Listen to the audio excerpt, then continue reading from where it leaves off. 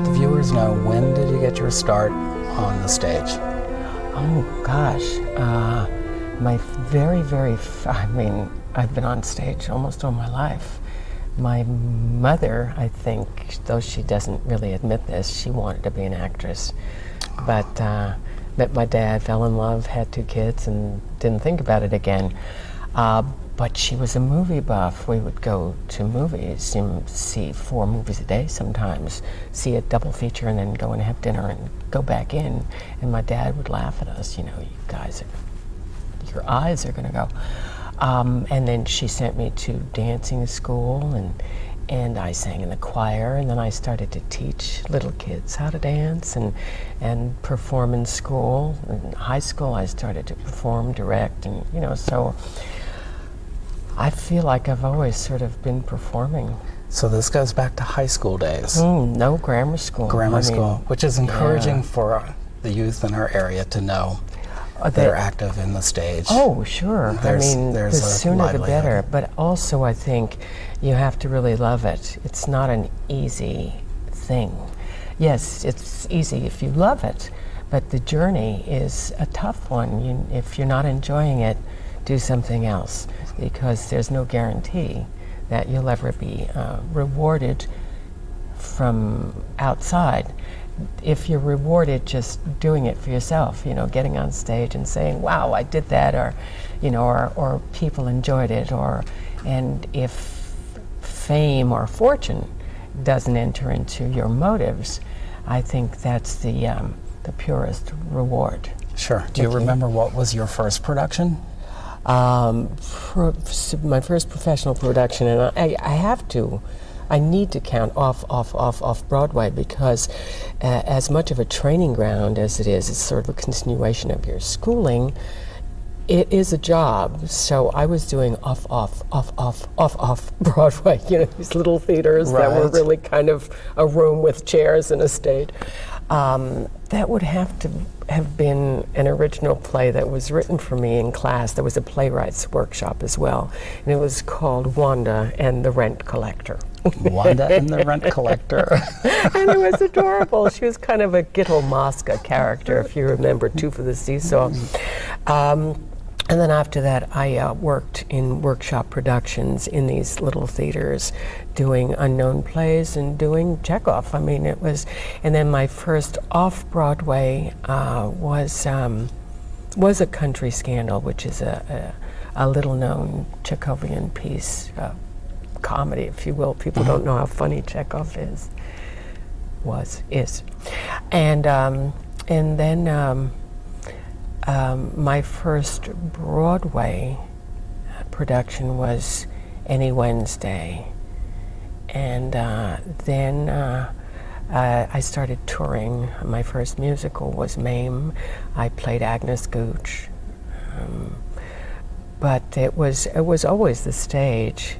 But then again, television in New York was limited to soap operas and there were a few things. Naked City was being shot in New York, and but my tour took me out to California. And that's where you're at now?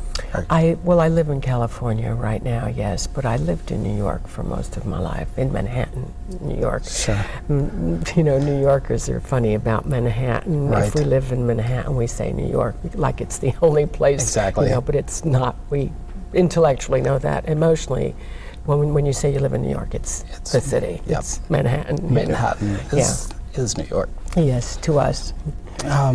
What was your favorite role? You've mentioned a lot of roles there. Whatever I'm doing at the moment. It's because you're so into it. Sort of, it's a fickle being in love with what you're doing. Sure.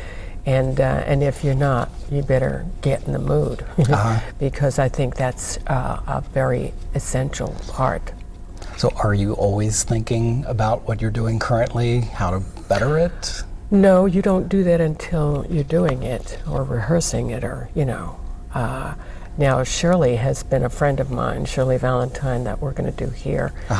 My first performance of Shirley was in Chicago in 1990. Oh, so quite a while. So sequentially, no, but off and on since 1990, I have been shaking her hand and embracing her. Awesome. And then, yes, you do continue to work and grow in the role. For example, the series, there's no question that if you have 11 seasons as an opportunity as an actor, you are continually growing. If for no other reason, you are faced with different little situations and plays, if you will, every week. And so your character has this opportunity to respond and grow and discover new reactions, or, well, I didn't know she felt that way about that, or, you know. So yes, but that's exciting. That's what's exciting about working on a character or one character. Who was your favorite actor that you worked with? That I've worked with? That you've worked with. Oh, God. I think I'd have to say the same thing. We put you on the spot here now. No. There have been 2 character plays, so the other character is a male actor, and they've been romantic comedies, so you're in love with that actor playing that character. Sure. You know, it's, I know it sounds like it, it makes sense. You know what I'm saying. Right. So it's sort of like I'm in love with Shirley. I think Shirley is just such a wonderful character. Doing a character is very much like being yourself. We like ourselves, or at least we try to. And if we don't like ourselves, I think these are dark problems that we're maybe in the process of trying to solve. But basically, we don't think of ourselves as bad or evil. And so even if you're playing a tyrant or a bad character, a psychotic or something, they don't recognize that part of themselves as bad or evil. They're doing good. You know, like you'll see this poor mother who killed her children and was saying that she heard voices telling her to save them. So in her mind, it was not murder. This is a psychosis. But when you're playing that, when you're making an active effort to bring that character to life, you have to understand that you don't play this evil. People they're not purposely being evil, they are. So how do you approach that? I'm going to save the world, not destroy it, if you're playing Attila the Hun or something, you know what I mean? Right. So the same thing applies, I think, with people you work with. You just are in love with them, you know. You worked with some pretty famous wonderful and long-living series MASH. Yes. How did you get involved with that? How did that? It's just kind of the normal way that you get a job in television. Cattle call? No, it wasn't quite that. There were lists of people, I think, that there was some, yes, submitted, but I had at that point worked at CBS for quite a bit. Not intentionally, this is just the way it happened, that their shows wanted me. Okay. And then I had just recently done a very successful first show for 20th Century Fox. You had CBS wanting for them to look at me for this role, and you had 20th Century Fox. Eddie Foy. Eddie Foy. Yeah, and Ethel Wynett over at CBS, but all the folks at CBS saying, you know, this gal is one of our favorites. She's very good, and you know, please consider her for this role. And then Fox doing the same thing on this one name, and physically, I was what they were looking for as well. And I got the job. And MASH followed the movie, didn't it? Oh, yeah. I think a while later, a couple of years. Yeah. And very enjoyable. Has it been difficult getting roles since MASH? Well, I never stopped working during MASH. You know, the nice thing about a series, although it did sort of close in on us, our hiatuses got smaller and smaller, but I would do like 3 television movies during one hiatus, or do a play I did same time next year on Broadway during my hiatus one year. So I never really stopped doing other characters. I think that's, important. If you love what you're doing, you really, yes, See, you and I want guess to. I slept through that part. All I remember is MASH. I'm sorry, I don't remember No, that's the all other right. programs. It's difficult not to be inundated with a we'll always, I think, no matter what we do. Rob Reiner, I'll tell you that in a second, but well, I think the cast will be best remembered for those characters Sure. because they were so loved, and also because it's never been off the air. Right. And Yep. new generations of fans happen to us every year, which is fine, which is great, so long as the actors are allowed to do whatever. Yeah, and those TV shows are so unique. Not just MASH, other TV shows too. So our kids, as they watch TV, they don't get exposed to the shows unless they're watching TV Land and that. And my kids gravitate towards that. They would tend to watch some of the shows that I watched as a child and some of the newer shows. And that's why it lives. It has a continual that's very audience. good. And I don't mean to put the knock on today's shows, but they're not quite what they were getting to be. I thought that there's nothing like a show like Cheers or Mary Tyler Moore Right. or All in the Family. There's nothing like that on television right now, and I thought those shows were brilliant. They were. Do you think that if somebody tried and make an attempt at Cheers, do you think it would live, or is it just so nostalgic as Cheers? I have no idea. I have no idea. There are some things on HBO that are comparable, like The Sopranos or something, and that seems to be doing very well. I just think, for myself, I have my own reality. I don't need to watch something that isn't creatively scripted, directed, acted, and Sure. so forth and so on, because there's nothing really in it for me, and my time is too precious. As it is, I have to allot watching when can I view such and such as I, and then as a member of the Academy, I'll get everything on DVDs to watch before I vote, because I won't vote unless I've seen something. I'll give you my address and you can send those when you're done. I can't do that, unfortunately. Totally teasing. Okay. How is the stage work different than the TV series? Well, the rewards are different and the demands are different. You've got a live audience. That's right, and that's to your partner. Yeah, to that's interact. your partner. Now, was yeah. MASH shot before an audience? It Oh was, no, it was we all- were shot like a movie, out of sequence and I know on I've film. seen the set out in LA, but I couldn't recall if there were segments that were done in No, the you studio. can't. You can't have an audience if you're shooting out of sequence. They come and see a scene. Right. What are they? Yeah. We had guests on the show, to meet us or get an autograph or something, but we didn't have an audience because it wouldn't have made any sense.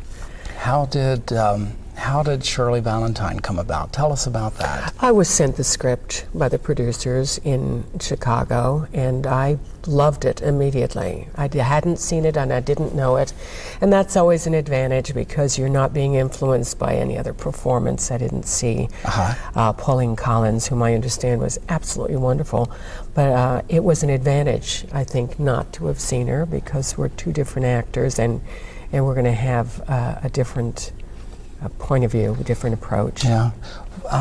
Share with the viewers, what's it about? What's the storyline? It's about rediscovery, really, and I'm glad to have this opportunity to encourage men to come and see the play because it's a woman's name. They think perhaps it's a feminist play or it's a woman's play or something. It's not. It's all about aging and rediscovery, losing ourselves in labels. Suddenly Shirley finds out that she's Mrs. Bradshaw, and not Shirley, she's the next door neighbor, she's mom to her kids. She's buried under these labels until she runs into an old friend from school. And she remembers what life used to be like, and she recalls how much in love she and her husband were, and she wants to know what happened and why can't that still be, because inside she's the same. She's a little older, but she's the same. She wants to laugh, she wants to do this, she wants to that.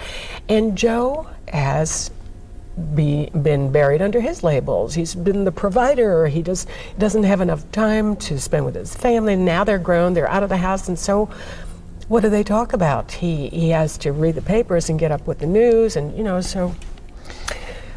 And it's a condition of life that doesn't have to exist pervasively. You can recognize it and do something about it. You can fix it. You can rediscover what you had. And in the beginning, when she's reflecting, she talks about how when they were painting the kitchen, they went to take a bath together. And they were scrubbing each other, scrubbing the paint off each other.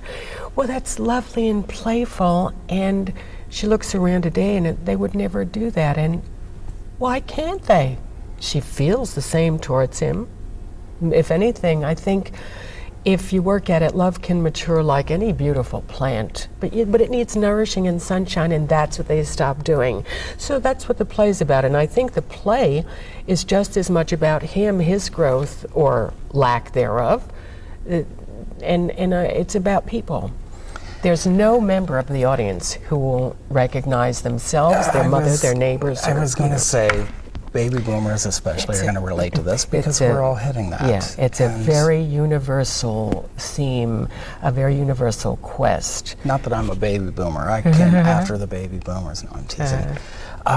And small cast, very small cast. Yes, me. How does it feel to carry? Actually, Shirley's quite a mimic, and she brings you into her life by imitating all her kids, and Joe, and her kids little, her kids big, her next door neighbor, Jane, her friend who invites her to go away, and she acts, this is her life, talking to the wall and recalling these stories. So it's through this we get to know her, and it's through this we take the journey with her of being born again. Does that put a lot of pressure on you as an No, actor? actually. At first, I tell you, rehearsing it is horrible because you don't have your partner, which is the audience. Right. And my director would be sitting there stone-faced watching and saying, "Oh, that's good, that's funny." Oh, really? Well, you don't look very amused. So it's difficult, until you have that first shot and you hear the response. And sometimes, very often, the audience will tell you where they want you to go with something, and you find a little joke there. Do you ad lib any of this as you go along? No. See, you get a great play, you don't dare do that. I don't change a comma. This guy is interesting. I just worship him. He's a wonderful, wonderful writer, and he chooses women to give his messages. He wrote Educating Rita, and if you'll think about the film, it was as much about her character as it was about Michael Caine's. But he uses women as his voice, and what's interesting is that he's this guy, who knows these things. Isn't that wonderful? We must be alike. And actually we are. We just act it out differently, Your favorite line from the play? What just is your favorite part? Oh, there are so many.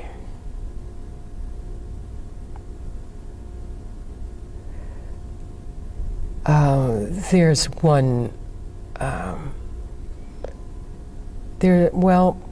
It's sad and poignant, but she's reflecting on a life condition, and she says, "It's funny, isn't it, when someone says I love you, it seems to automatically give them the right to treat you worse than people they only like." And for Shirley, who really probably just made it out of high school, that's very insightful, and it's like an earth smart she has, and it has a myriad of reactions. It's like, yeah, or a little chuckle, isn't that the truth? But there's such wisdom in that I love you is after a while bandied about as though it and loses its meaning. And so she says what she means, but she finds that other people don't, and she doesn't. Is that a turning point?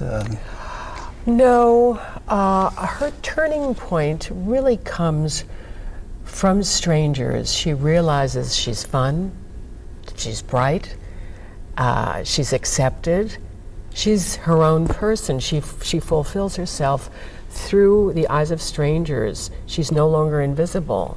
Her daughter doesn't really see her, because if she did, she'd say, "Mom, what's the matter? Are you happy? Are you okay? Is there something I can do for you?" But yeah, hi, Mom. You got any oatmeal? They're not connecting to her. And Joe is, do you know what time it is, honey? Oh, sure, let's do that. There's no connection, so she's invisible to a lot of these people. And then when she's with strangers, they see her, and they see who and what she is and what she's got to give. And, it's a real blossoming. Totally interesting production. I'm looking forward to seeing it. I'm looking forward to doing it. We hope all of the folks in Fairfield, Ohio, come to see the play. Oh, I hope so. It's an absolutely delicious experience. We appreciate you coming here and inviting all of Fairfield to come watch. We will be, I'm sure, thoroughly entertained. It sounds exciting, and I can't wait to see it. Thanks. And we appreciate your time. Thank you. And we will let you get back to your rehearsal. Yes, to work. I appreciate it. Okay. Thank you so much. Thanks for coming by. All right.